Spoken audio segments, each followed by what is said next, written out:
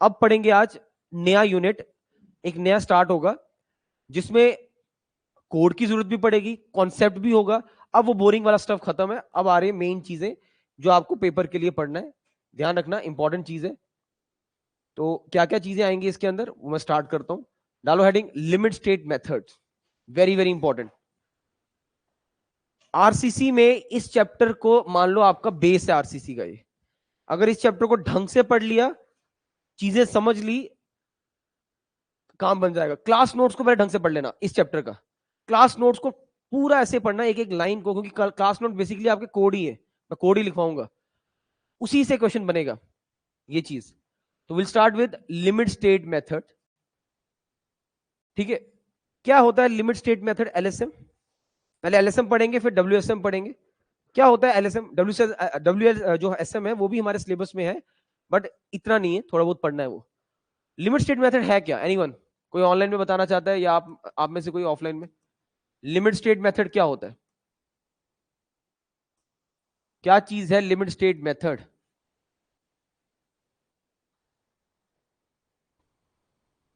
बताओ, anyone from online, limit state method क्या है? समीर पता है? एई का इंटरव्यू दोगे ना तो एक क्वेश्चन उसने ये जरूर पूछना है, what is the difference between LSM WSM, explain करो, बताओ। ये पूछते पूछते हैं, 2-3 स्टूडेंट से तो ये पक्का पूछते हैं। हाँ, एक वर्किंग पे आप बोल रहे हो और एक क्या बोल रहे हो, और कुछ? Limit of collapse, limit of serviceability, ये क्या चीजें हैं? लिमिट स्टेट्स हैं। जब लिमिट स्टेट मेथड, देखो जब इस कॉन्सेप्ट को इंट्रोड्यूस किया गया कि हम अपने स्ट्रक्चर्स को डिजाइनिंग इस हिसाब से करेंगे, लिमिट स्टेट मेथड के अंदर देयर आर 2 क्राइटेरियाज जिसके बेसिस पे डिजाइनिंग की जाती है। एक, वो कितनी सर्विस देगा, सर्विस मतलब उसमें ड्यूरेशन वगैरह आ गया, कितनी देर तक चलेगा, सर्विस के अंदर क्या क्या पैरामीटर्स आएंगे वो सब मैं बताऊंगा। एक, कितने लोड पे ये कोलैप्स हो सकता है। तो 2 स्टडीज बनती हैं इसके अंदर, एक लिमिट स्टेट ऑफ सर्विस, एक लिमिट स्टेट ऑफ कोलैप्स। इसके अंदर 2 फिनोमिनास को लेके डिजाइनिंग को कंसीडर किया जाता है, सर्विस के साथ साथ ड्यूरेबिलिटी के साथ साथ कोलैप्सिबिलिटी किस टाइम पे होगी। मतलब 15 साल का स्ट्रक्चर डिजाइन कर रहे हैं विद इतना लोड, तो 2 क्राइटेरिया फुलफिल करेगा वो। ये चीज लिमिट स्टेट मेथड ने पिक की कि 2 क्राइटेरिया अपने अंदर बनाए, एक कोलैप्स कब होना है और एक उसने सर्विस कितनी देनी है। सर्विस क्या, कौन सा पैरामीटर है वो भी मैं बताऊंगा, और कोलैप्स का कौन सा पैरामीटर है वो भी मैं बताऊंगा। ठीक है, लिखना स्टार्ट करो, then I will tell you कि क्या क्या स्टेटमेंट इसके अंदर आएंगी। पहला, there are 2 types of limit states under it, under this, ऐसे देखो, there are 2 types of limit states.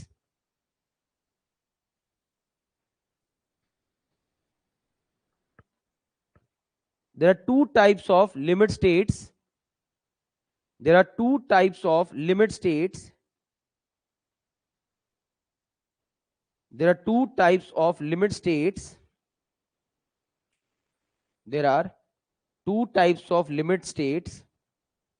Number 1, एक है, एक लिखो इसके नीचे, लिमिट स्टेट ऑफ कोलैप्स, ऐसे ही लिखना जैसे मैं लिख रहा हूं, लिमिट स्टेट ऑफ कोलैप्स। ये एक कोलैप्स के ऊपर स्टडी करता है, और दूसरा लिखो सामने, limit state of service.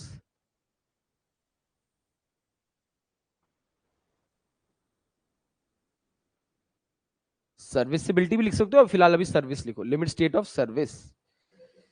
Collapse के नीचे लिखो, to satisfy this limit, to satisfy this limit, to satisfy this limit, to satisfy this limit, the strength में must be adequate, strength must be adequate, strength must be adequate, strength must be adequate to carry the load, to carry the load। ये line भी आ सकती है जो मैंने blue से लिखी, ये लाइन भी आ सकती है, पूछ सकता है किसकी डेफिनेशन है, कोलैप्स के अंदर इतनी स्ट्रेंथ होनी चाहिए स्ट्रक्चर के अंदर कि वो एक सर्टेन लोड को कैरी कर सके. Strength must be adequate to carry the load. इसके अंदर हम क्या क्या स्टडीज करेंगे? इसके अंदर हमारी ये स्टडीज आएंगी. लिमिट स्टेट ऑफ फ्लेक्चर, मतलब बेंडिंग में वो कितना स्ट्रेंथ ले सकता है, कंप्रेशन में वो कितना स्ट्रेंथ ले सकता है, ये सब स्टडीज है जो हम पढ़ेंगे इसके अंदर. Compression, bending, torsion, shear. Torsion पढ़ेंगे, शियर पढ़ेंगे. टॉर्जन पढ़ेंगे और शियर पढ़ेंगे. देखा? नेक्स्ट नेक्स्ट सामने आ जाओ, उसके लिखो. टू सेटिस पर लिख लिए. Opposite side,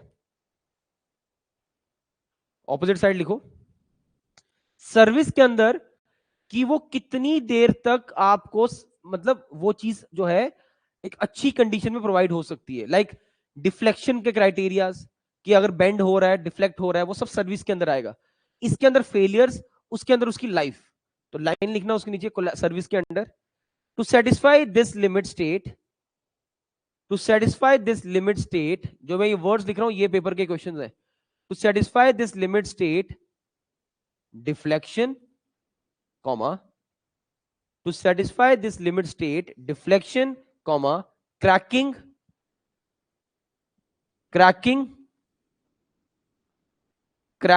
comma, deflection, cracking and vibrations.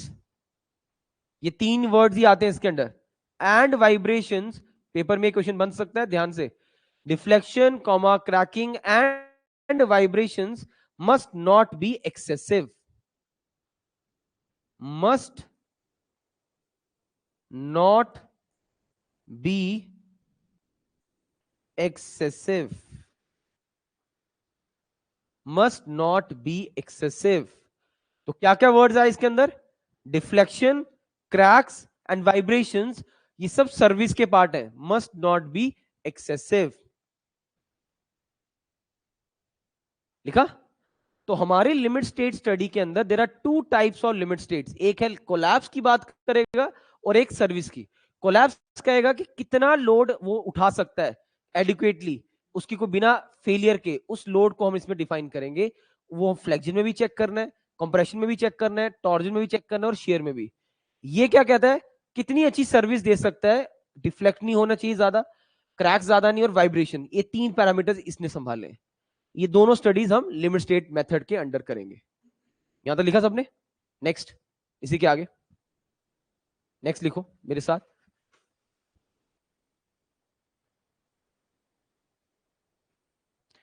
लिखो नेक्स्ट. टेंशन नहीं आएगा, टेंशन वो स्टील को दे देगा ना, ये सिर्फ कॉन्क्रीट्स की बात करेगा. लिखो characteristic strength of material. Numerical बनता है इसके ऊपर, ए के अंदर क्वेश्चन बना था इसके ऊपर. Characteristic strength of material, characteristic strength of material,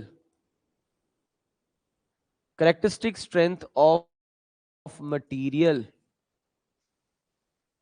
characteristic strength of material. Same वही चीज है, एफसी जैसा ही है, बट लिखना पड़ेगा फिर से क्योंकि इस चैप्टर के अंडर है ये. The strength of the material below which, the strength of the material below which, the strength of the material below which, the strength of the material below which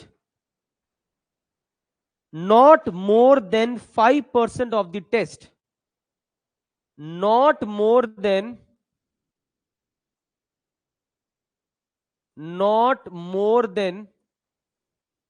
5%. कल भी लिखा था बट अभी कुछ आज नया लिखना है. 5% of the test results, 5% of the test results, 5% of the test results, 5% of the test results are expected to fall, are expected to fall, are expected to fall. ध्यान इधर देना, ये छोटी छोटी चीजें रह जाएंगी. कल भी पढ़ा था, एफसीके को ही बोलते हैं ये, दिस इज एफसीके ओनली, कि 5% से ज्यादा रिजल्ट आपको फॉल नहीं करना चाहिए. आज हम ये नहीं पढ़ रहे, आज इसका एक फॉर्मूला पढ़ेंगे जो पेपर में पूछेगा। वो इस पे ए ने क्वेश्चन पूछा। क्या क्वेश्चन? एफसीके निकाला और एक एफसीके के साथ साथ वो एक टर्म और बोलेगा मीन स्ट्रेंथ, इनके बीच में एक रिलेशन बनाएगा। तो नीचे अगला पॉइंट लिखना मेरे साथ, अगला पॉइंट लिखो इसी के नीचे। FCK is equal to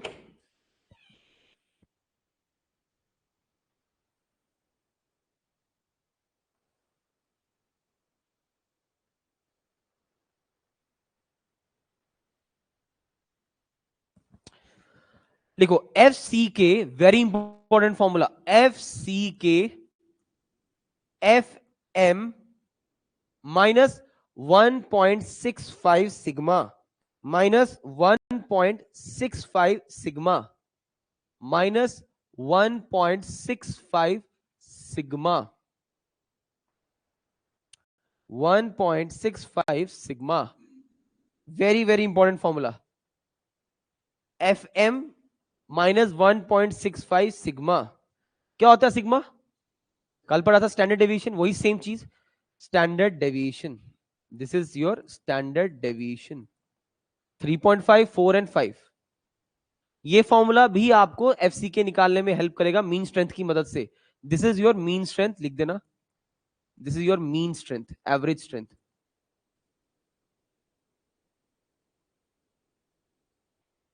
mean strength question कैसा होगा, डोंट वरी, सब कुछ इधर क्लियर होगा, बट मेक श्योर कि आप पहले चीजें समझना, लिखना, क्योंकि अभी सिर्फ थ्योरी चल रही है, इसकी कॉन्सेप्ट नहीं आया इसमें भी। ओके, जैसे ये एक चीज लिखी ना, ध्यान से देखना, यहां पर बेसिकली एक रेंज बनती है, F C K F M, अगर मैं ऐसे लिखूं प्लस माइनस 1.65 सिग्मा, तो बेसिकली क्या होगा, अगर आप ग्राफिकली थोड़ा कर्व की तरह मेरे साथ समझो, तो ये ऐसा बिहेवियर है। This is your F M point, यहां से आगे गया 1.65 सिग्मा, यहां से पीछे भी है 1.65 सिग्मा, दोनों रेंज। तो अगर कुछ इस तरह से कोई पेपर में पूछ ले, इसे क्या बोलते हैं, इसे क्या बोला जाता है कि मीन से पीछे भी 1.65 और मीन के आगे भी, इस पूरी रेंज को क्या बोला जाता है? बनाओ पहले ऐसा कर्व, ऐसा कर्व बनाओ, ऐसा कर्व बनाओ एक बार, और फिर क्वेश्चन डिस्कस करते हैं। ये तो कल का ही टॉपिक है, इसमें कुछ नया कॉन्सेप्ट नहीं है अभी।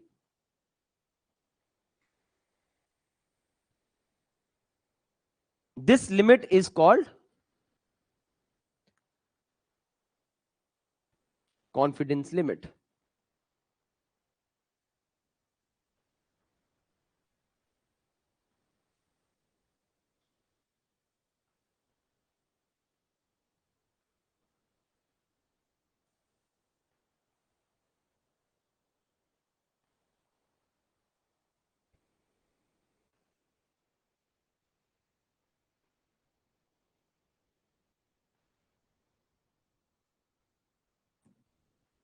This limit is called confidence limit.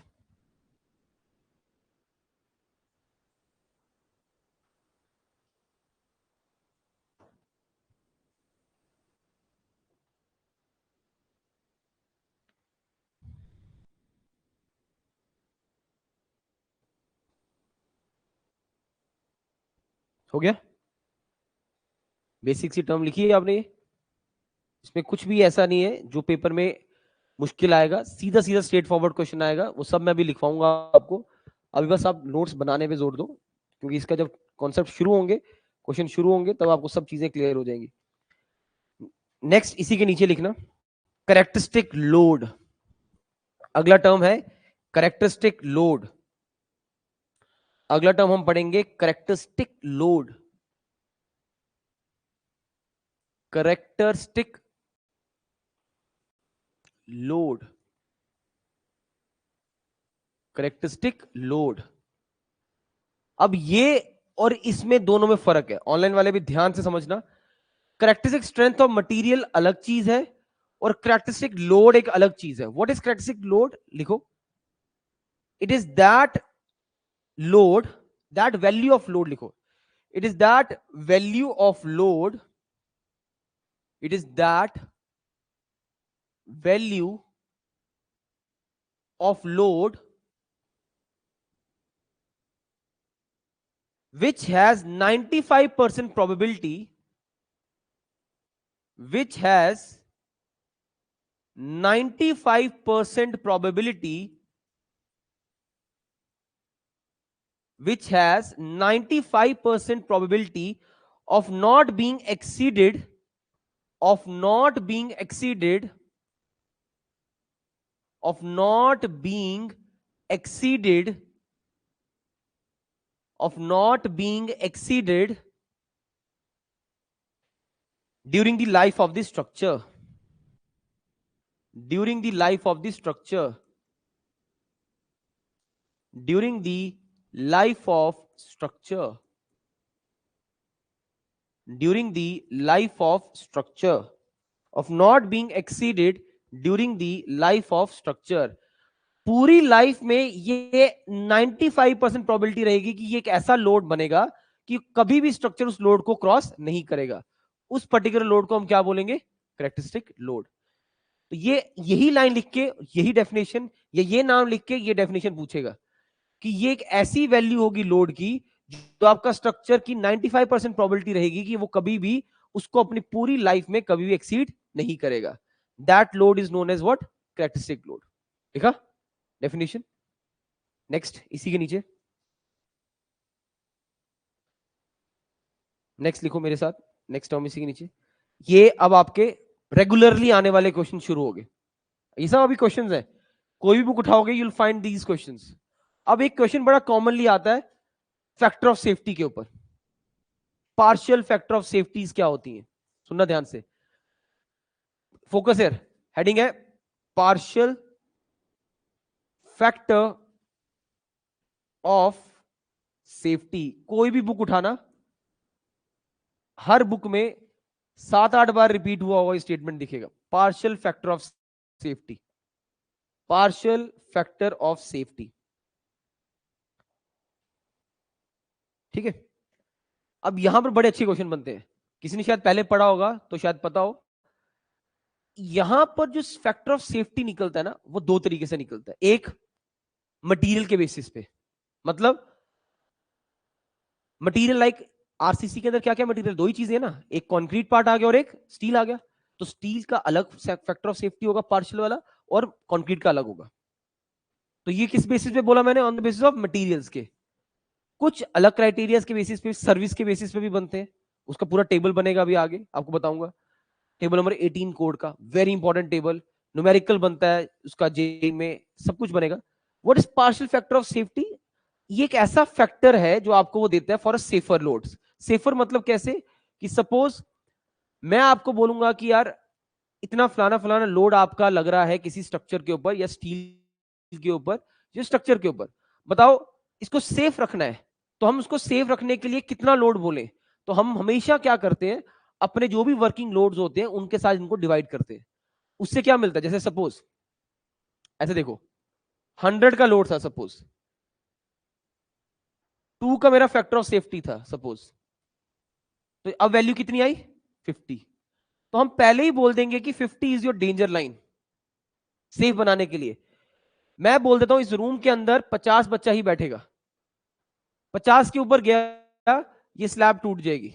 But अगर मुझे पता है यार फिर भी 50 तक बच्चे को रिस्क नहीं लेना, हम 40 का बोर्ड लगा देते हैं बाहर कि 40 के ऊपर जाएगा तो ये रिस्की है. तो हमने क्या किया, उसको थोड़ा पहले ही सेव कर दिया.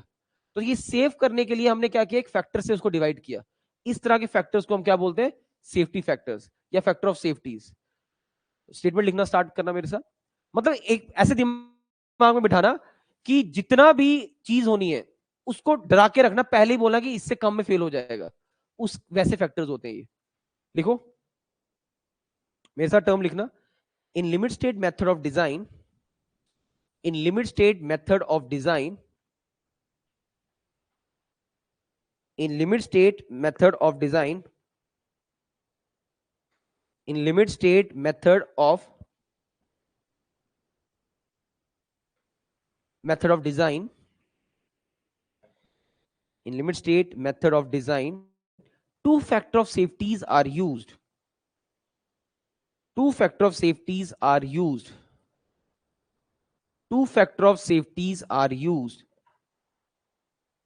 Two factor of safeties are used. Two factor of safeties are used. One to account for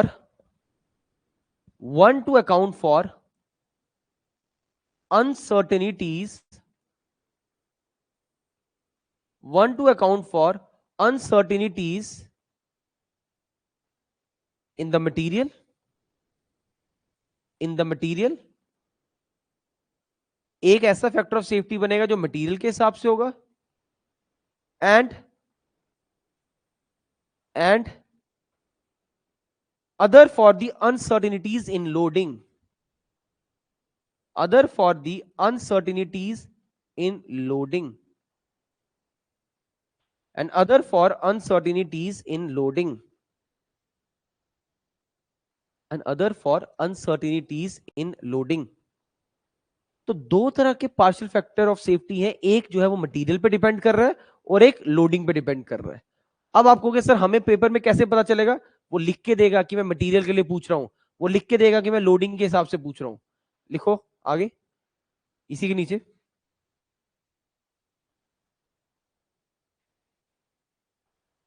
For the case of materials, for the case of materials, for the case of materials, अगर concrete है उसका factor of safety होगा 1.5, और अगर steel है उसका factor of safety होगा 1.15.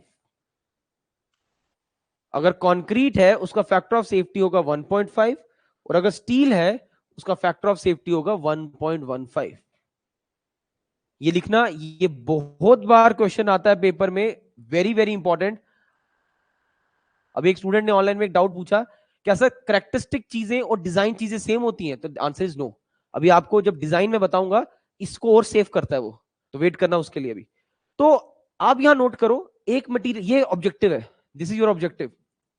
एक मटेरियल है मेरे पास कंक्रीट 1.5, एक मटेरियल मेरे पास स्टील, उसका फैक्टर ऑफ सेफ्टी 1.15, दोनों अलग अलग है. ऑब्जेक्टिव ये बन जाएगा अलग अलग क्यों है, क्यों इसका फैक्टर ऑफ सेफ्टी कम है और क्यों इसका फैक्टर ऑफ सेफ्टी ज्यादा है. स्टील का फैक्टर ऑफ सेफ्टी कम इसलिए है क्योंकि ये फैक्ट्रीज में बनता है और इसमें एरर के चांसेस कम होते हैं, मतलब इनकी जो पूरा लॉट निकलेगा ऑलमोस्ट सेम निकलता है, तो वेरिएशन ज्यादा नहीं दिखती, रिजल्ट सिमिलर दिखेंगे. ये मैनुअली भी बनता है तो वेरिएशन दिख सकता है, इसलिए इसको ज्यादा सेफ बनाते हैं. तो रीजन लिखना कि क्या वाई स्टील वाला जो है वो कम फैक्टर ऑफ सेफ्टी है एज कंपेयर टू कंक्रीट. तो रीजन नीचे स्टेटमेंट लिखवाऊंगा, रीजन नहीं स्टेटमेंट लिखना. Greater variation is expected, greater variation is expected, greater variation is expected in the strength of concrete, greater variation is expected in the strength of concrete than that in the steel reinforcement, than that in the steel reinforcement, than that in the steel reinforcement, than that in the steel reinforcement. लिखा? Because concrete में variation ज्यादा दिखेगा और steel में आपको variation ज्यादा नहीं दिखेगा, उसमें आपको इतना वेरिएशन नहीं दिखेगा, इसलिए उसका फैक्टर ऑफ सेफ्टी कम है. तो अगर आप बोले सर इसमें ऑब्जेक्टिव बताओ, तो मैं बोलूंगा मटेरियल्स का partial factor of safety for concrete, answer क्या दोगे? 1.5. स्टील के लिए आंसर क्या दोगे? 1.5, 1.15. लोडिंग के बेसिस पे कैसा लोड लग रहा है, इस पे आएगा आपको न्यूमेरिकल, इस पे आपका न्यूमेरिकल बनेगा, और न्यूमेरिकल इसका जो बनेगा वो आज हम डिस्कस करेंगे. अभी इस पे न्यूमेरिकल बनेगा. टेबल नंबर 18 निकालो, कोड का निकालो. टेबल 18, ऑनलाइन ऑफलाइन सभी स्टूडेंट्स, टेबल 18 कोड का निकालो. पेज नंबर बता देता हूं.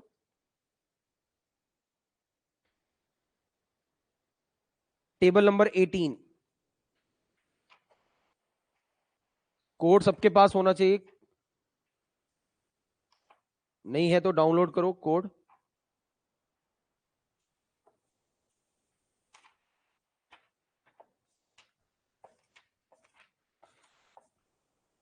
Table number 18, page number 68, code का पेज नंबर 68, पेज 68, पेज 68 निकालो कोड का, सभी ऑनलाइन वाले भी, पेज 68 दिख रहा टेबल वहां पर एक, पेज 68 आराम से निकालो, पेज 68,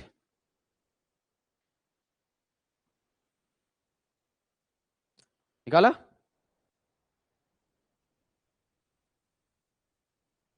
निकला? रुको मैं यहां भी निकाल लेता हूं, इजी रहेगा, ये खुलता है अभी, तो अगर ये ओपन हो गया तो हमारे पास काम बन जाएगा। ओपन नहीं हो रहा ना, ये कुछ इशू दे रहा है। निकाला आप सबने? ठीक है। अच्छा, उस टेबल को ध्यान देना, उस टेबल में फोकस करना सभी। उस टेबल में क्या क्या चीजें लिखी हुई हैं, उस टेबल में क्या क्या चीजें लिखी हुई हैं? उस टेबल पे आपको टॉप का नाम क्या है उस टेबल का? Values of partial safety factor. ठीक है, values of partial safety factors, मैं टेबल बना भी दूंगा बोर्ड पे, इंपॉर्टेंट टेबल है ये, values of partial safety factors. अब जो मैं चीज बोल रहा हूं उस पर ध्यान सबका, जिस तरह से मैं बोल रहा हूं आप एक काम करो, अपने नोट्स में बनाओ मेरे साथ, क्योंकि इंपॉर्टेंट है ये, वो पूछेगा पेपर में कैसा न्यूमेरिकल आता है इसके ऊपर। एक तरफ लिखो लोड कॉम्बिनेशंस, जिनके पास नहीं है वो भी बनाए, और जो है वो भी देख के बनाए। लोड कॉम्बिनेशंस, लोड कॉम्बिनेशंस के आगे नंबर 2 आएगा limit state of collapse, limit state of collapse, और अगला है limit state of serviceability, limit state of serviceability, ऐसे बनाओ, limit state of collapse, limit state of serviceability.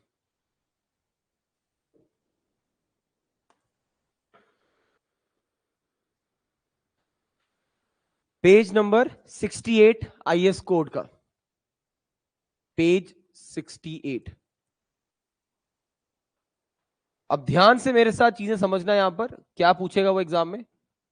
आपने कॉम्बिनेशंस बनाने हैं मेरे साथ। नंबर 1 कॉम्बिनेशन क्या लिखा है नोट्स में, कोड में? पहला combination DL plus IL. DL stands for क्या? डेड लोड, जो फिक्स लोड है। आप जितने भी हो इस रूम में अभी बैठे, ये सब डेड लोड नहीं है। इस स्लैब का वेट वो डेड लोड है जो पड़ा हुआ है, ये सारे मूवेबल लोड्स हैं। ठीक है, ये आप इंपोज लोड्स में भी डाल सकते हो, या इनके लिए कभी एल एल भी लिख सकते हैं, लाइव लोड्स, एक ही बात है। तो आपके कोड ने क्या लिखा हुआ वहां पर? IL impose load. अगर आईएल की जगह कभी वहां पर एल एल लिखा होगा तो वो भी चलेगा। दूसरा कॉम्बिनेशन देखो क्या है, डीएल प्लस डब्ल्यूएल। डब्ल्यूएल क्या होता है? Wind load. डब्ल्यूएल होता है विंड लोड। ये दो का कॉम्बिनेशन। और तीसरा आ जाओ, तीसरा क्या लिखा हुआ है? तीनों को ऐड किया हुआ है, डीएल प्लस आईएल प्लस, और अगला क्या है? डब्ल्यूएल। ये तीनों बनाओ मेरे साथ। बनाया? बना दिया सबने?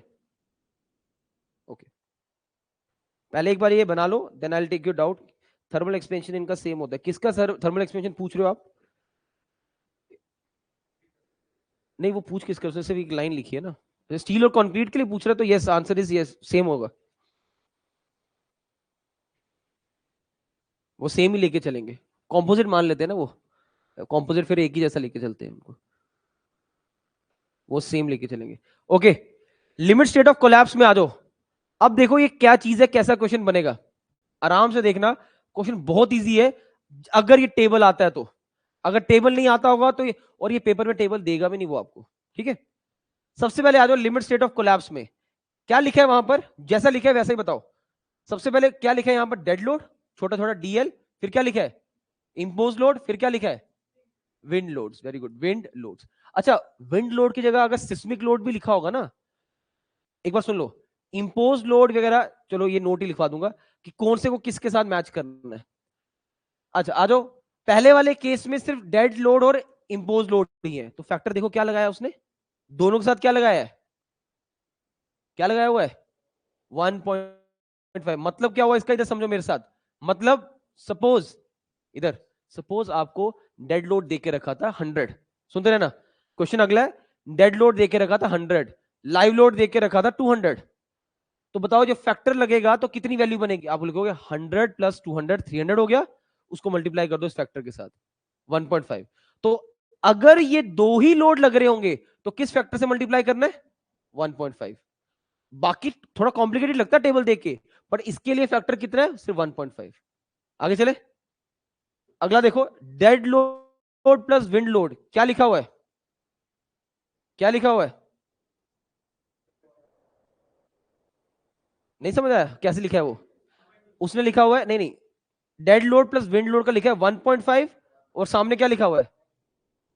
क्या लिखा है?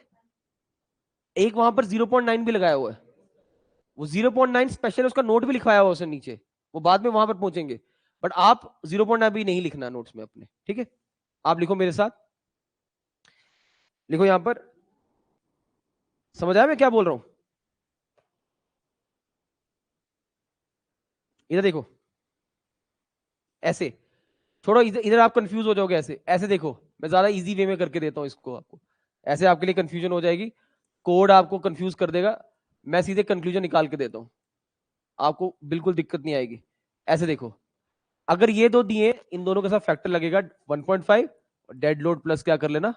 इंपोर्ट्स लोड, मतलब इजी है। अगला लिखो मेरे साथ, dead load plus wind load, अगर यही दो दिए हुए हैं तो आपका फॉर्मूला बनेगा मेरे साथ 1.5, पहले ये लिखना, नोट नहीं लिखना अभी, dead load plus wind load, ये लिखा है वहां पे, आपको समझ नहीं आया? उसने डेड लोड के साथ 0.9 लगाया हुआ नीचे, और आगे 1.5 भी तो लिखा हुआ है, तो मतलब कोई एक ऐसा स्पेशल केस होगा जहां डेड लोड के साथ 0.9 मल्टीप्लाई होगा, वो कौन सा केस होगा मैं नीचे नोट में लिखवा दूंगा। इधर आ जाओ, dead load plus wind load plus तीनों, उसके लिए क्या बोला उसने? 1 तीनों के लिए 1.2 बोला है। इधर देखो, 1.2 dead load plus wind load plus impose load, लिखा?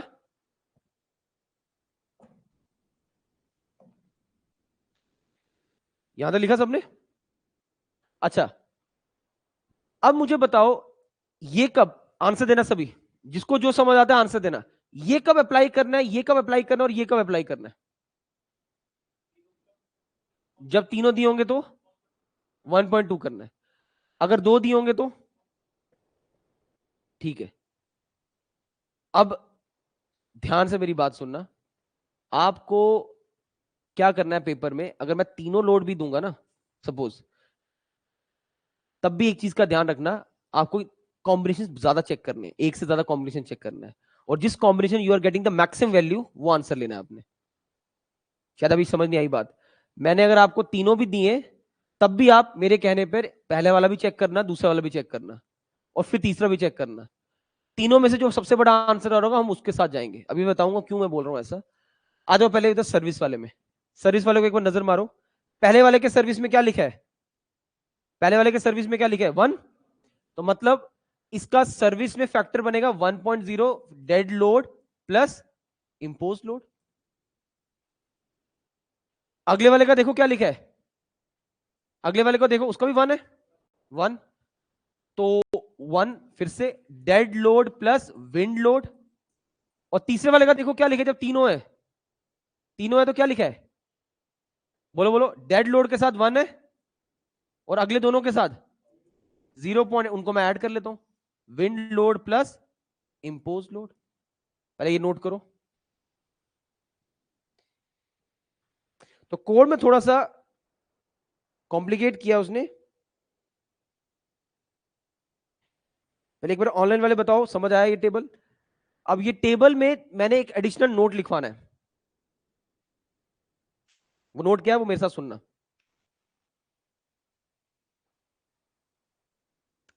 देखो, इन फॉर्मूलाज में देख लेना, इंपॉर्टेंट चीजें छोटी छोटी रह जाती हैं आपकी, फिर ध्यान से समझना। इन फॉर्मूलाज में विंड लोड, विंड लोड हर में मैंने यहां पर मेंशन किया, लेकिन अगर आप पेपर में जाते हो विंड लोड दिया ही नहीं होता है। पढ़ो पहला नोट क्या लिखा है कोड ने नीचे, कि अगर क्वेश्चन के अंदर आपको अर्थक्वेक का इफेक्ट दिया है, मतलब सिस्मिक लोड दिया है, तो आप विंड लोड से उसको क्या करोगे? रिप्लेस करोगे। तो मतलब मैं यहां पर छोटा छोटा लिख रहा हूं, आप भी लिखोगे, अगर ये नहीं दिया होगा हम इसको किससे रिप्लेस कर देंगे? सिस्मिक लोड से। तब भी यही फॉर्मूला, और यहां रिप्लेस किससे कर देंगे? सिस्मिक लोड से। ये डिवाइडेड नहीं है, रिप्लेसमेंट बता रहा हूं कि अगर विंड लोड नहीं दिया होगा, सिस्मिक लोड दिया है, आपने उससे रिप्लेस करना है इसको, आपने उससे इसको रिप्लेस कर देना।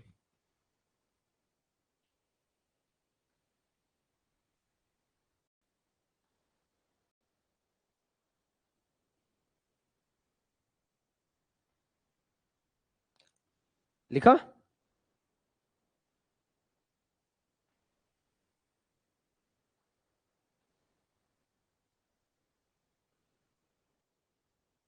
लास्ट नोट पढ़ो, कोड का लास्ट नोट पढ़ो सभी, सभी ऑनलाइन वाले कोड का लास्ट नोट पढ़ो, क्या लिखा है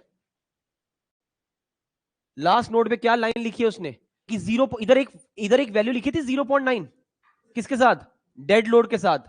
1.5 किसके साथ? विंड के साथ। एक ये भी बनाया था ना उसने, एक ये कॉम्बिनेशन भी बनाया उसने। आज तक मैंने किसी भी पेपर में ये क्वेश्चन नहीं देखा है। बनाने वाला क्या होता, आपकी बार से शुरुआत कर दे, नोट को रीड करो एक बार, मैं रीड करता हूं, तब तो मैं इधर मार्किंग कर देता हूं। वो कहता है लास्ट पॉइंट में, the value is to be considered, मतलब ये वाली वैल्यू कब कंसीडर करेगा? व्हेन स्टेबिलिटी अगेंस्ट ओवरटर्निंग या स्ट्रेस रिवर्सल इज क्रिटिकल। तो अगर वो कभी ऐसी वर्डिंग यूज करता है कि स्टेबिलिटी अगेंस्ट ओवरटर्निंग वाला केस है, तो उस केस में डेड लोड को किस फैक्टर से मल्टीप्लाई करना है? 0.9 के साथ। और अगर ऐसा कुछ नहीं लिखा है उसने, तो स्टैंडर्ड 1.5, स्टैंडर्ड 1.5, स्टैंडर्ड 1.5। नोट किया? अब मेरी बात फिर से सुनना आराम से, जल्दी नहीं है कोई। ये टेबल कहां इन्वॉल्व हुआ? मैं वो लाइन लिखवा देता हूं जो कोड ने लिखी हुई है, या आप कोड से उतार रहे हो? लिखो, ऐसे करके लिखना। अगर कोड नहीं है तो मैं रोज बोल रहा हूं कोड रख लो यार, नोट करके लिखना। This value is to be considered, this value is to be considered, is to be considered when the stability against overturning, when stability against overturning, when the stability against overturning and or stress reversal is critical, or stress reversal is critical, is critical।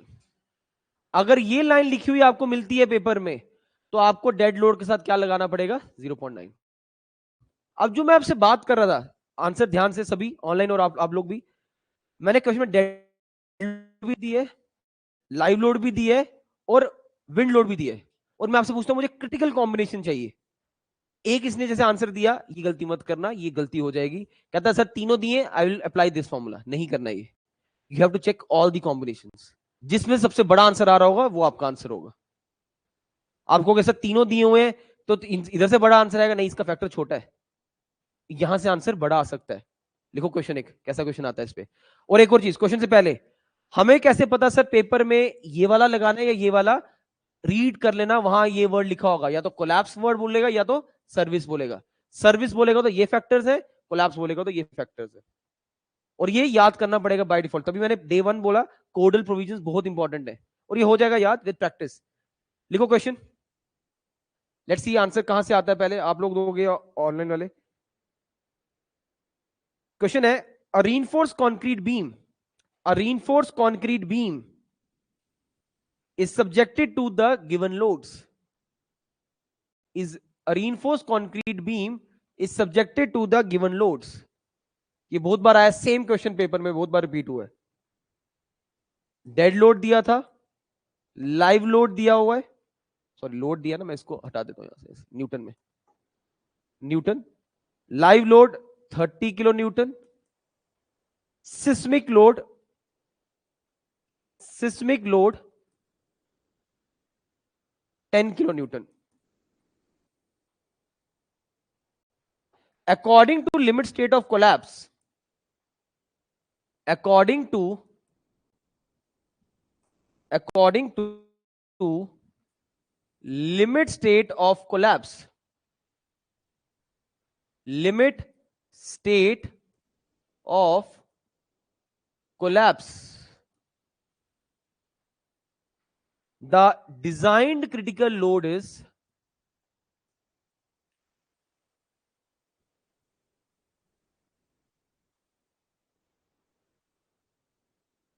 चलो try करो, online में भी answer होना चाहिए सबका। इस topic के बाद से बहुत इंपॉर्टेंट चीजें स्टार्ट हो जाएंगी फिर आपकी।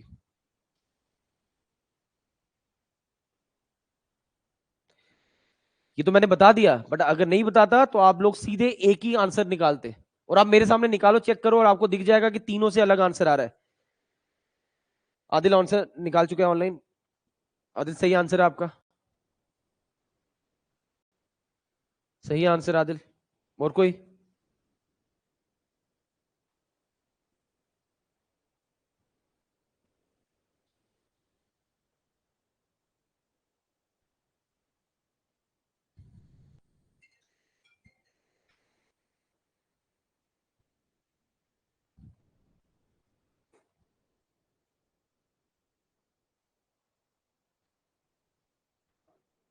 सेवेंटी फाइव सही आंसर है। ऑनलाइन में और किसी का आ रहा है? तीनों कॉम्बिनेशन चेक करो, क्या क्या आंसर बनता है। 75 बनता है, दूसरे से बताओ कोई क्या बन रहा है। 72 भी बन रहा होगा, और अगर आप तीनों लोगे 72 बनता है।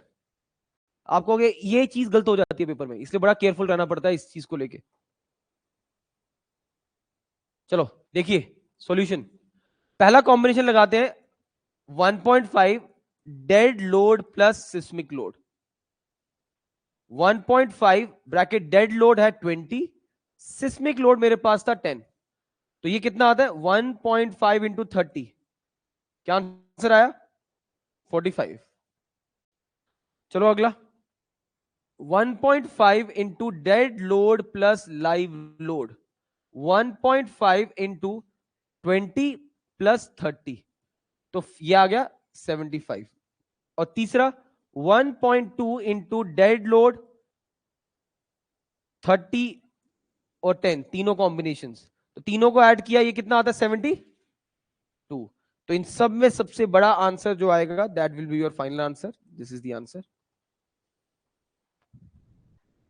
देखो यहां क्लियरली मेंशन था कोलैप्स, तो यहीं से पता चलेगा 75 इज द राइट आंसर। तो फैक्टर याद हुआ, फैक्टर याद हुआ आपको कोलैप्स का 1.5, एक 1.5 और दूसरा 1.2।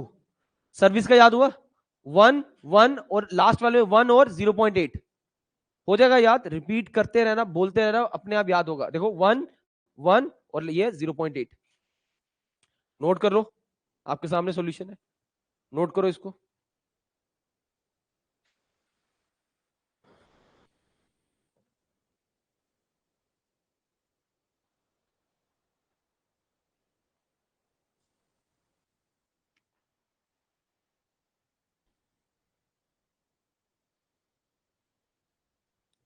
देखा? चलो लास्ट। अब यहां से हमारा जितना जो मैंने बताया ये सारा अब आपका अप्लाई होना है। ये आपकी पढ़ाई शुरू हो रही है यहां से। यहां से आपको वैरायटी ऑफ क्वेश्चंस की अब रेंज शुरू हो जाएगी। हम पढ़ने जा रहे हैं लिमिट स्टेट ऑफ कोलैप्स। सबसे पहले डालो हेडिंग, आज का टॉपिक हमारा limit state of collapse. Limit state, और जो मैंने लिखवाना है ये सब आईएस कोड ने खुद बताया हुआ है। Limit state of collapse very important objectives बनेंगे यहां से। डिजाइनिंग नहीं करेंगे, डिजाइनिंग कल करेंगे, but limit state of collapse आज पढ़ेंगे। पॉइंटर सारे आपके दिमाग में होने चाहिए। पेज नंबर निकाल लो कोड का। नहीं नहीं नहीं, वो थोड़ी होता है, कॉम्पिटिटिव अप्रोच से आएगा ना, वो मैं बताऊंगा आपको कैसे आएगा। आप निकालो पेज नंबर कोड का, लिमिट स्टेट ऑफ कोलैप्स जहां पर लिखा हुआ है, page number 69, limit state of collapse. और हम पढ़ेंगे फ्लेक्चर, हम पढ़ने वाले फ्लेक्चर। क्योंकि आपको जब मैंने आज बताया कोलैप्स के बारे में, इधर ध्यान देना सब, कोलैप्स के बारे में, तो कोलैप्स में कैसे कैसे कोलैप्स हो सकता था? फ्लेक्चर से, वही बेंडिंग हो गया, उससे कंप्रेशन से, टॉर्जन से, और ये सारे चैप्टर हमारे आगे। Limit state collapse due to shear भी पढ़ना है हमने, टॉर्जन पढ़ना है, सब चैप्टर मैंने सिलेबस में लिखवाया हुआ आपको। आज हम क्या स्टार्ट कर रहे हैं? फ्लेक्चर। और इस पेज में जो डेटा आएगा आपका, इससे ही क्वेश्चंस बनेंगे पेपर में। पेज नंबर 69 निकाला आपने, क्लॉज नंबर 39 38 चेक करो, पेज 69 क्लॉज नंबर 38, ये पढ़ने स्टार्ट कर रहे हैं हम। निकाल लिया? ओके। सबसे पहले पूरा नहीं लिखना, मैं जो बोलते जाऊंगा उस पर ध्यान देना है। लिखो मेरे साथ, पॉइंट नंबर 1, पहला पॉइंटर मेरे साथ, पहला पॉइंटर मेरे साथ, plane section before bending, plane section before bending, before bending, ये लाइन बहुत बार आती है। प्लेन, आपको एजम्पशंस पूछ सकता है वो सीधे। Plane section before bending remains plane even after bending, remains plane even after bending, remains plane even after bending, even after bending, even after bending, even after bending, plane section before bending remains plane even after bending। लिखा? इस line का मतलब क्या है? ये लिखा हुआ code में, वहां दिख जाएगा आपको। आई थिंक पहली लाइन ही लिखी होगी, ये पहली लाइन लिखी है, plane section normal to the axis remain plane after bending. मैंने थोड़ा अलग तरीके से लिखा, plane section before bending remains plane even after bending. इस लाइन का क्या मतलब है? लिखो ब्रैकेट में इसके आगे, ये लाइन क्या कहती है? इस लाइन का मतलब क्या है? लिखो, this means that strain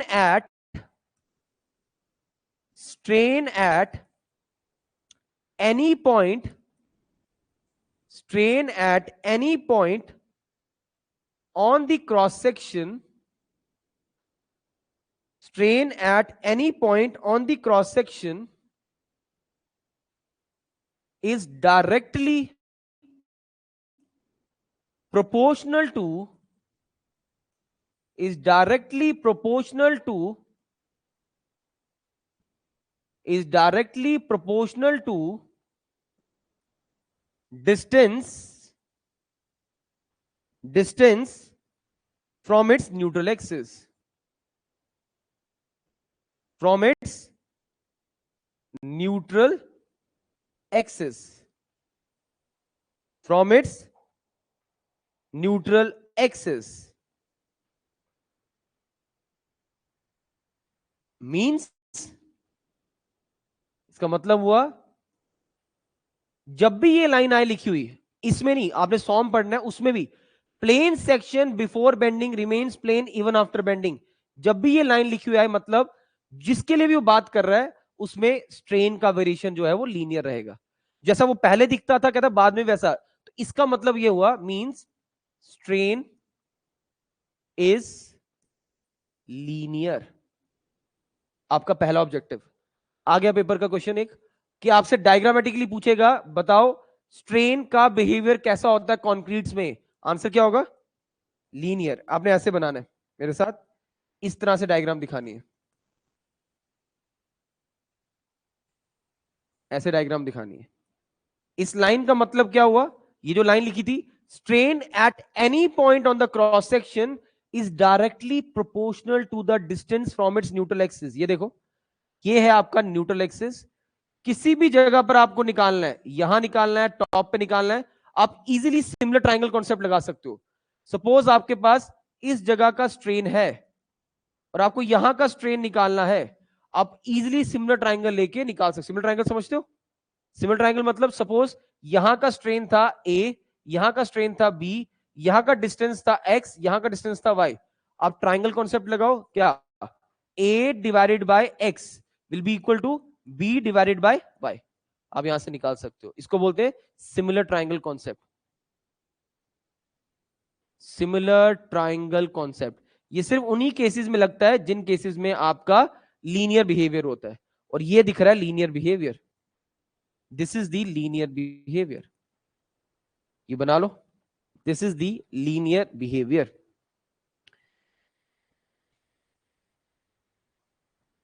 linear behaviour,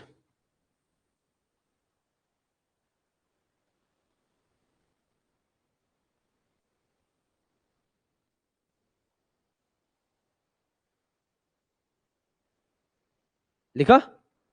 So plane section before bending will remain plane even after bending, मतलब हुआ कि किसी भी जगह पर वो एक जैसा बिहेवियर ही दिखाएगा, लीनियर बिहेवियर। और ये किसकी डायग्राम है, नीचे लिख देना स्ट्रेन, स्ट्रेन कॉन्क्रीट्स में स्ट्रेन आपको ऐसा बिहेवियर दिखाएगा। आपको डायग्राम कभी कोई पूछे, this will be your answer, linear behaviour. Clear सबको?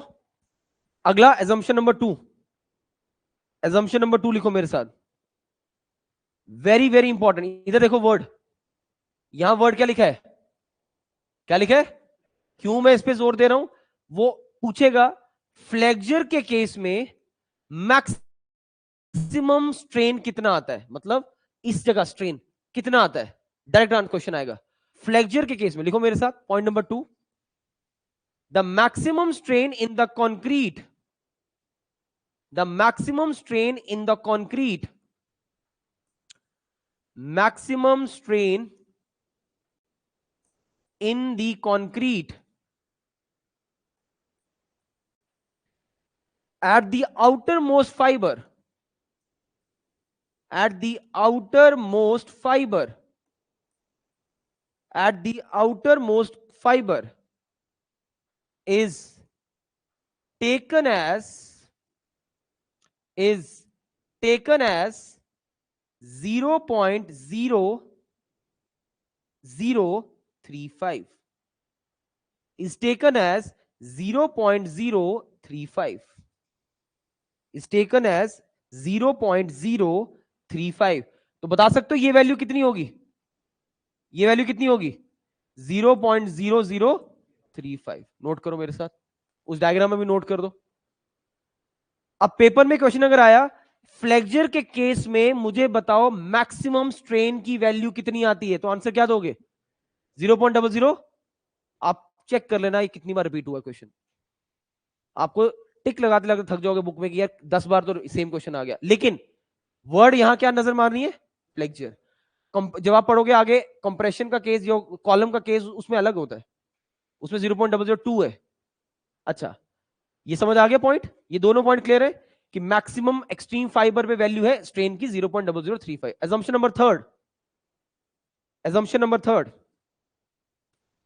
The relation between, the relation between, the relation between compressive stress, the relation between compressive stress, the relation between compressive stress distribution in concrete, the relation between compressive stress distribution, the relation between compressive stress distribution, the relation between compressive stress distribution in concrete and strain, in concrete and strain, in concrete, फिर से, in concrete may be assumed to be, may be assumed to be, अब ध्यान से ये भी point समझना, rectangle, rectangle हो सकता था, ट्रेपेजॉइडल हो सकता था, पैराबोलिक हो सकता था, पैराबोलिक हो सकता था, और any other shape, any other shape, कोई भी शेप ले सकता था वो, any other shape, any other shape. समझ आया? मैं समझाता हूं, अभी नहीं आएगा समझ, पहले समझना। कहता जब हमने स्ट्रेस और स्ट्रेन का बिहेवियर जोड़ा, वो कोई भी शेप ले सकता था, वो रेक्टेंगुलर शेप भी ले सकता था, वो ट्रेपेजॉइडल भी ले सकता था, पैराबोला भी, या कोई भी शेप हो सकती थी। लेकिन कोड ने फाइनली कैसी शेप डिसाइड की वो लिखो इसके बाद, इसी के नीचे लिखना। लेकिन जो कोड ने शेप फाइनली डिसाइड की, पेज नंबर 69 निकाला आपने? 69 निकाला हुआ अपने कोड का? फिगर नंबर 21 दिख रही है? फिगर नंबर 21 बनाओ मेरे साथ, मैं भी बनाता हूं, आप लोग बनाओ। जिसके पास कोड नहीं है वो मेरे साथ बोर्ड पे देखे। फिगर 21 कोड का, कोड की आदत डलनी चाहिए आपको, उसके बिना काम नहीं बनेगा। ये फाइनली डिसाइड किया, इधर आ गया हमारा स्ट्रेस। ऑनलाइन वालों के पास अगर कोड है तो वहां से, नहीं है तो मैं बना रहा हूं यहां से। यहां आ गया स्ट्रेन, और एज इट इज ये टेबल बनाओ इस तरीके से, एक लाइन ऐसे, फिर ऐसे, फिर एक लाइन ऐसे, फिर ऐसे, फिर एक लाइन ऐसे। अब जो एक ऑनलाइन में डाउट पूछ रहा था वो क्लियर उसका अब यहां होगा। देखो ध्यान से, इधर एक लाइन डॉटेड आप यहां ड्रॉ करो मेरे साथ, एक लाइन आप डॉटेड यहां ड्रॉ करो मेरे साथ, ऐसे।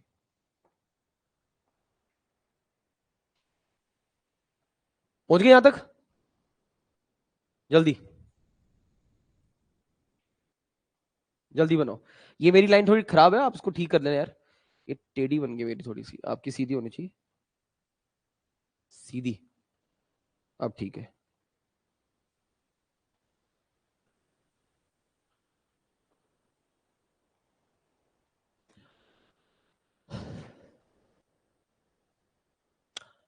करें स्टार्ट?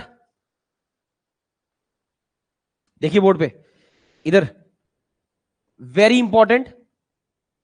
अगर आज के लेक्चर का कुछ सबसे इंपॉर्टेंट टॉपिक है तो ये जो अभी हमने शुरू किया यहां से, ये यही है क्वेश्चंस। इसलिए बस ये इन चीजों पे 5 मिनट फोकस करना, पूरा कॉन्सेप्ट क्लियर हो जाएगा, फिर कल दिक्कत नहीं आएगी। और इसको डेफिनेटली रिवाइज कर लेना और क्वेश्चन लगा लेना आज।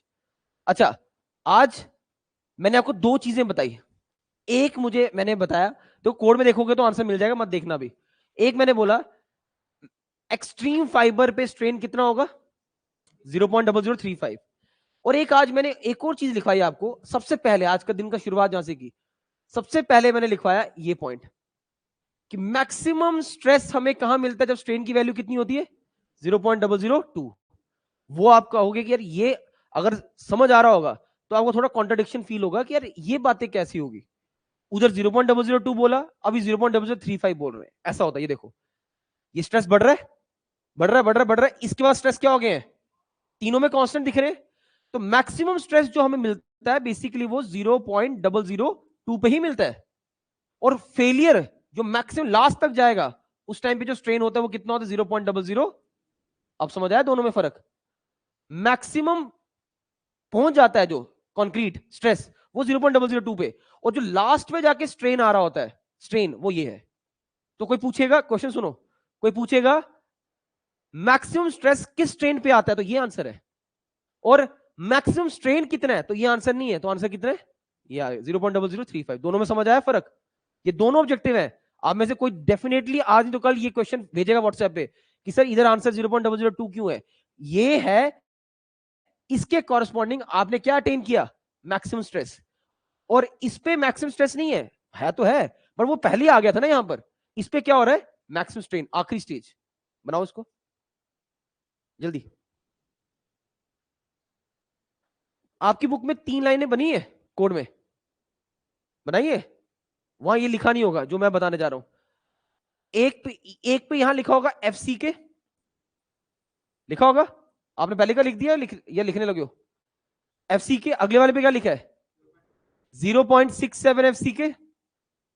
और उसके अगले वाले पे क्या लिखा है, 0.67 ही है वो, एफ सी के divided by F O S, factor of safety. समझ आया? अब इधर ध्यान देना, सभी ऑनलाइन वाले भी इधर ध्यान देना, क्योंकि यही आपका एजम्पशन पे ही मुझे एंड करना है आज लेक्चर। तीनों को मुझे समझा सकते हो क्या है, कल की लेक्चर से लिंक होगा। सबसे पहले जब क्यूब से शुरुआत की स्ट्रेंथ की कि मैक्सिमम कंप्रेसिव स्ट्रेंथ वो कितनी थी, वेरी गुड। जब स्ट्रक्चर में बात करना स्टार्ट किया तो क्या बोला, 0.67। और जब उसको और सेव किया, कंक्रीट 1.5, तो ये क्या बन गया, कैलकुलेटर पकड़ो और बताओ 0.67 डिवाइड 1.5 कितना होता है, 0.44 एफसी के 45 आएगा। और ये बनेगा जो हमने अब आज से लेके जब तक आरसीसी पढ़ना है तो ये टर्म यूज करनी है 0.45 एफसी के। सेव करते गए करते गए करते गए, कहां फाइनली सेव हुआ। इसे बोला जाता है, इसे बोला जाता है आइडियलाइज्ड कर्व। ये नहीं लिखा होगा कोड पे, लिख लो, ये है आइडियलाइज्ड कर्व। सेकंड वाले को बोला जाता है करेक्टरिस्टिक कर्व, करेक्टरिस्टिक कर्व, और इसे बोला जाता है डिजाइन। अब आपको समझ आएगा डिजाइन और करेक्टरिस्टिक में फर्क है, बिल्कुल है। यही ऑनलाइन एक डाउट पूछ रहा था लड़का, तो ये चीज क्लियर कर दी मैंने।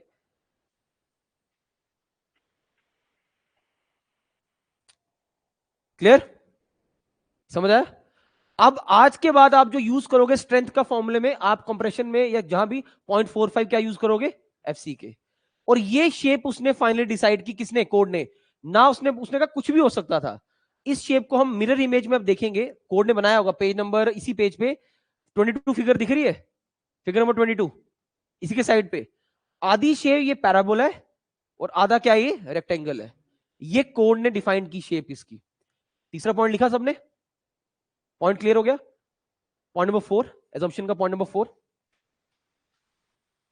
पॉइंट नंबर 4, पॉइंट नंबर 4 भी कोड में लिखा हुआ है, वो मैं डिस्कस कर रहा हूं। The maximum strain in, the maximum strain इन, ये लिखो लिखो मेरे हिसाब से लिखो, जब कोड में ध्यान देना होगा मैं बता दूंगा। The maximum strain in, maximum strain in tension reinforcement या tensile reinforcement, tension reinforcement at in a section at failure, in a section at failure, in a section at failure shall not be less than, shall not be less than, कहता हमने तो, चलो लिख लो फिर बताऊं, यहां तो हो गया नोट। हमने ये तो बोला, हमने ये तो बोला कि यार कंक्रीट में मैक्सिमम स्ट्रेन कितना आएगा, कितना आएगा 0.0035। लेकिन यहां पर नीचे क्या होगा, स्टील। अभी वो कल पता, नीचे स्टील होगा, क्यों होगा वो मैंने बताया नहीं अभी। स्टील कहां डलता है वो भी, क्यों नीचे की तरफ डलेगा, ऊपर कंप्रेशन होगा नीचे टेंशन होता है। कितना मैक्सिमम यहां पर वैल्यू आएगी किसकी, स्ट्रेन की, और वो कितनी वैल्यू होगी वो इस पॉइंट में कोड ने बताया हमें। तो मैक्सिमम स्ट्रेन कितना होगा, उसी पेज पे 69 पे आपको पॉइंट नंबर एफ दिख रहा है, point number F, point number F code का दिख रहा है फॉर्मूला, क्या लिखा हुआ है, लिखो मेरे, अब नहीं लिखना, अभी मुझे लिखने देना, पहले यहां देखो मेरे साथ, आप बोलोगे सिर्फ एफ वाई डिवाइडेड बाय 1.15 क्या है इसका फैक्टर ऑफ सेफ्टी, आगे प्लस, अच्छा यहां पर ईएस होगा ना, छोड़ो वो भी आप गलत तरीके से चल रहे, स्ट्रेन बनाते हैं। स्ट्रेन होता है, मुझे अपने हिसाब से लिखना है यहां पर, स्ट्रेन होता है स्ट्रेस डिवाइडेड बाय ई, यही होता है। पहले इसको लिखते हैं, एफ वाई मतलब स्ट्रेस ही है, डिवाइड बाय ई एस, और यहां पर क्या आ गया, फैक्टर ऑफ सेफ्टी, प्लस एक फैक्टर और उसने लगाया 0.002। दिस इज दी वैल्यू जो आपको ध्यान रखना है, कोड अभी लिखना नहीं, कोड में जो उसने बोला। अब कैलकुलेटर पे 1/1.15 अगर आप करोगे ना, तो ये आपका फाइनली जो आंसर बनेगा, चेक करना इसको। ईएस की वैल्यू कितनी होती है पता है किसी को, ईएस की वैल्यू कितनी होती है, कितनी लेते हैं, 2 × 10⁵ लेंगे, बट वो छोड़ो अभी। 1 डिवाइड बाय 1.15 अगर आप करोगे बनेगा 0.87, चेक करो एक बार, यही बनता है। ठीक है, तो हमारे पास इस तरह से भी लिख सकते हो आप, 0.87 एफ वाई डिवाइडेड बाय क्या, ई एस प्लस 0.002। इतना स्ट्रेन एग्जामिनर आपसे पूछ सकता है, ये कहां पर आएगा, अब मुझे बता सकते हो ये वैल्यू कहां पर आएगी, ये वैल्यू आएगी इस जगह पर, यहां पर 0.87 F Y upon E S plus 0.002, यहां पर। पहले आप नोट कर लो, फिर ये मैं पीछे डायग्राम करता हूं। पहले ये नोट कर लो, फिर मैं डायग्राम पीछे करता हूं। इसको नोट करो। 0.87 FY अपॉन ES प्लस 0.002।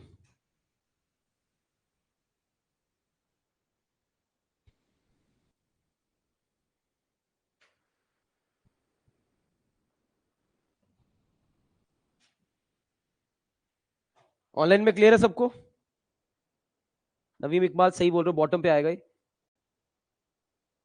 कोई पॉइंट रिपीट करना है इसमें तो बताओ जल्दी।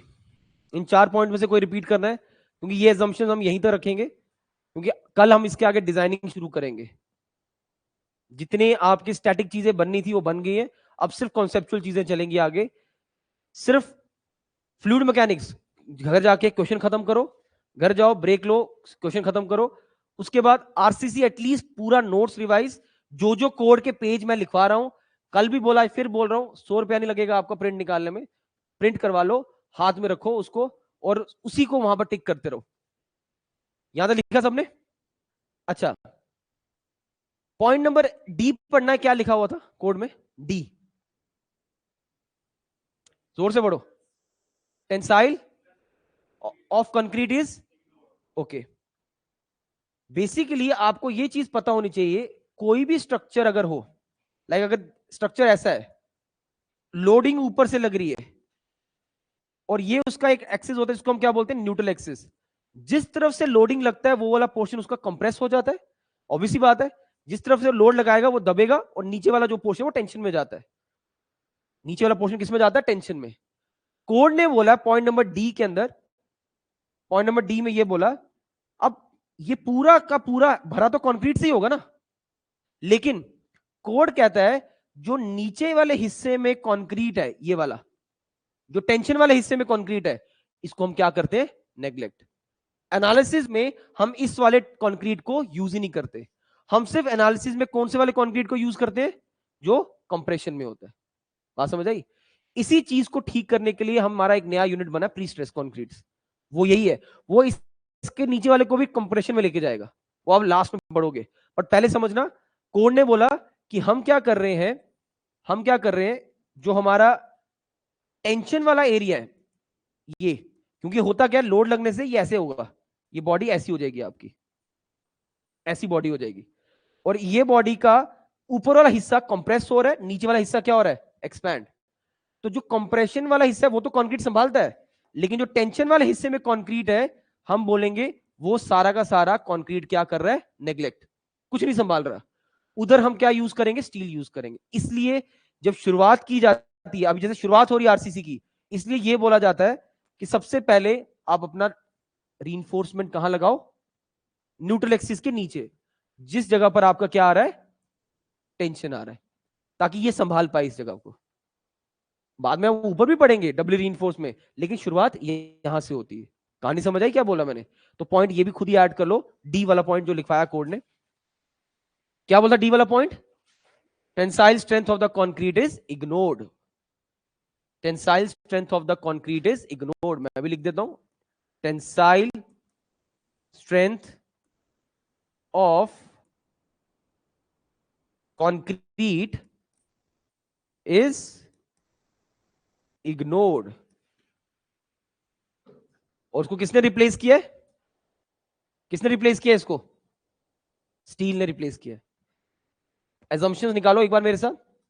Start from the first assumption. क्या एजम्पशन थी आज की? कि आपका plane section before plane will remain plane even after bending. मतलब क्या हुआ इसका? Linear behaviour. और यहां स्ट्रेन का लीनियर बिहेवियर। मैक्सिमम स्ट्रेन कितना आएगा? लेकिन मैक्सिमम स्ट्रेस जब आता है उस टाइम पे स्ट्रेन कितना होता है? 0.002। वो इसके नीचे होगा यहां पर कहीं, वो सब कल पढ़ेंगे हम। उसके बाद इसी डायग्राम में आपसे मैं पूछूं, एक मिनट, बॉटम पे जहां पर सरिया है वहां पर मैक्सिमम स्ट्रेन कितना आएगा? 0.87 Fy upon ES plus 0.002। What is Fy? What is Fy? एक स्टील का जो स्ट्रेंथ होगा ग्रेड Fe 250, तो 250 Fy हो जाएगा। What is E? उसका मॉडुलस ऑफ इलास्टिसिटी। उसके बाद हमने अगला पॉइंट क्या पढ़ा? वेरी इंपॉर्टेंट पॉइंट, कि पॉइंट नंबर 2 कहां गया? पॉइंट नंबर 2 वो तो यही था, चलो हो गया पॉइंट 2। पॉइंट 3, एक्चुअल में कर्व ऐसा, फिर आपने कल पढ़ा, सेव किया, आज आपने और सेव किया कंक्रीट को कितना, 1.5। यहां पर 1.5 क्यों लगाया, क्योंकि कंक्रीट्स के लिए कितना, मटेरियल्स के लिए कितना रखा था हमने, 1.5। और अगर यही बात जब स्टील में की तो स्टील में कितना यूज हुआ, क्यों कम हुआ, ये भी रीजन लिखवाया, क्योंकि इसमें वेरिएशन कम आएगा, कंक्रीट में वेरिएशन ज्यादा आएगा, क्योंकि वो मैनुअली भी उसमें चलता है। ये मशीनरी वाला चीजें हैं, इसमें वेरिएशन ज्यादा नहीं दिखेगा आपको। क्लियर। और tensile strength of the concrete है, इग्नोर हो गया। आखिरी पॉइंट, शेप। क्या था, शेप कुछ भी हो सकती थी, लेकिन फाइनली कैसी शेप डिसाइड हुई, आधे पोर्शन में क्या है और आगे में क्या है, रेक्टेंगल। तो ये मैं कल लिखवाऊंगा, जो पेज नंबर 21 पे, 22 पे डायग्राम है, सॉरी फिगर नंबर 22 है, वही डायग्राम से हम कल एनालिसिस शुरू करेंगे अपना। क्लियर है यहां तक। आपका काम आज क्या होना चाहिए, देखो कल हमने शुरू किया अपना कोर्स, मैंने कल से एक चीज बोली, जो स्टूडेंट इस चीज को फॉलो करते जाएगा उसको, देखो मुश्किल है क्योंकि आपको ऐसा कि ज्यादा पढ़ रहे हैं, यही चीज आप साल पहले आए होते तो हमने 2 घंटे की क्लास रखनी थी कि आप बोलोगे पूरा दिन पढ़ो। लेकिन अब आपके पास टाइम जब उस तरह से हो तो आपको, आपके पास ऑप्शन नहीं बचा है कोई, क्रिटिकल कंडीशन पे चल रहे हो आप, तो जाओ रेस्ट करनी है रेस्ट करो, जो आपका होता है 1 घंटा का ब्रेक लो। आफ्टर दैट बुक्स पकड़ो, पहले नोट्स रिवाइज करो, कोई डाउट आता है वीडियो खोलो, वीडियो को फिर से देखो। उसके बाद एटलीस्ट प्रॉपर्टीज ऑफ फ्लूइड पूरा, अगर 100 क्वेश्चन है तो सिर्फ 2 टॉपिक जो नहीं पढ़े उसको छोड़ के पूरा खत्म होना चाहिए। आरसीसी शुरुआत कर दो क्वेश्चन लगाने की। ऑर्डर ऐसा होना, जो बिगनर है पहली बार कर रहा है वो एसएससी पकड़ ले। गुप्ता गुप्ता तब पकड़ना जब कुछ चंक हो जाता है, क्योंकि गुप्ता में मिक्स क्वेश्चन होते हैं। एसएससी पकड़ ले। जिसका लेवल थोड़ा बहुत पहले से है, go with ESC, ESC then Gupta then SSC, इस तरह से फॉलो करे। बट बिना क्वेश्चन के कोई फायदा नहीं होगा, फिर पेपर में रहेगा ये पढ़ा था बट अब याद नहीं है मेरे को। बस ये चीज दिमाग में रखना, ठीक है। बाकी कल रखते हैं। किसी को ऑनलाइन में कोई डाउट, कोई पॉइंट रिपीट करना तो बता दो। एनी ऑनलाइन स्टूडेंट कोई डाउट है तो बताओ। वीडियो मैं आपको रिकॉर्डेड वाली अपलोड कर दूंगा, जिसमें क्वालिटी बिल्कुल भी खराब नहीं होगी। अगर इसमें थोड़ी वीडियो ऊपर नीचे हुई है तो हम वीडियो दूसरी वाली अपलोड कर देंगे, बैक एंड वाली जो रिकॉर्डिंग की है। क्लियर है।